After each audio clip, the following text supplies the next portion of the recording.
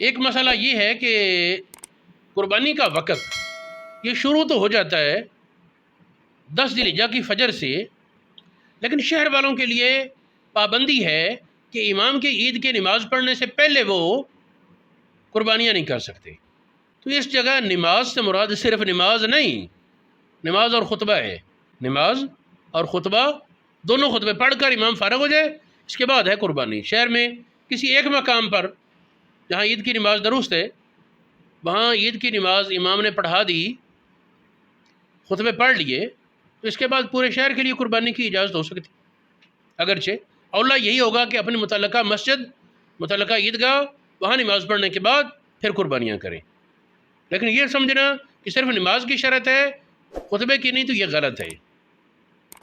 یہ مرکات ملا علی قاری آپ فرماتے ہیں ان تقدیم کل من ہذین، خطبے اور نماز دونوں کا مقدم کرنا سوا پر هو المشروع، یہ ہی شریعت کا حکم ہے، الذی لا ینبغی مخالفتہ، اس کی مخالفت کی اجازت نہیں۔ ابن حجر نے بھی اس کی صراحت فرمائی، یہ صلاۃ مع الخطبتین، دونوں خطبے اور نماز یہ مراد ہیں۔ نماز ابتدا کرتے ہیں جس حدیث میں ہے تو اس سے مراد ہے نماز اور خطبے۔